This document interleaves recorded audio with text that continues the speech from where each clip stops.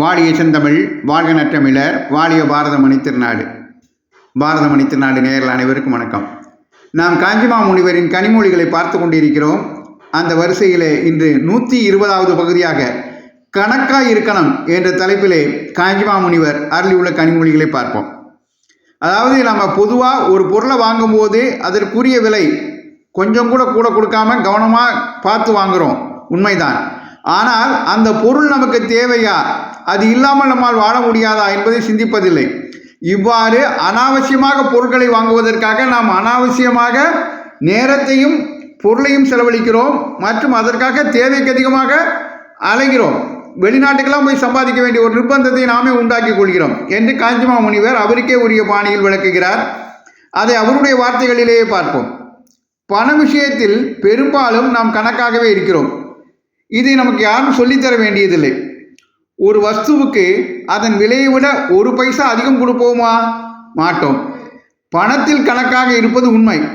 ஆனாலும் பணத்தை கொடுத்து பல வஸ்துக்களை வாங்குகின்றோம். அவற்றில்தான் இத்தனை வஸ்துக்கள் போதும் என்று கணக்காக இருக்க மாட்டேன் என்கிறோம்.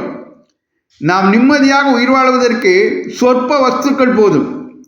இந்த வஸ்துக்களுக்கு தேவைப்படும் பணத்தை மட்டுமே நாம் சம்பாதனம் செய்வதென்றால் இப்போது போல் ஆளா பறக்க வேண்டாம். தேசம் விட்டு கண்டம் விட்டு எங்கெங்கோ போய் ஆச்சாரங்களை விட வேண்டாம். சம்பாதிக்க வேண்டியது இருக்கிறது. அதற்காக ஆத்ம விசாரத்திற்கும் ஈஸ்வர தியானத்திற்கும் பரோபகாரத்திற்கும் செல்ல வேண்டிய காலத்தை எல்லாம் கணக்கில்லாமல் விரயம் செய்ய வேண்டியிருக்கிறது. 2 தினசில் கால விரயம், முதலில் சம்பாதிப்பதால் கால விரயம், அப்புறம் வேண்டாத வஸ்துக்களை தேடி தேடி போவதில் கால விரயம்.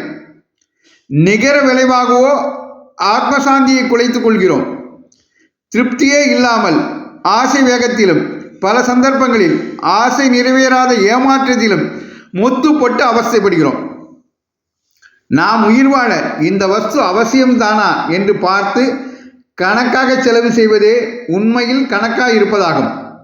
வேண்டாத வஸ்துகளுக்கு பேரம் பண்ணி சாமர்த்தியமாக விலை பேசி அதற்கு ஒரு பைசா கூட அதிகம் கொடுக்கவில்லை என்பதால் கணக்காக இருந்ததா? ஆகாது என்று நமக்கு தேவைப்படும் பொருட்களை மட்டுமே வாங்கும் ஒரு பழக்கத்தை நாம் ஏற்படுத்தி கொண்டால் அதற்காகவும் அலைய வேண்டாம், அதை வாங்குவதற்கு பொருள் ஈட்டுவதற்காகவும் நாம் அலைய வேண்டாம் என்று காஞ்சிமா முனிவர் நமக்கு அறிவுறுத்துகிறார்.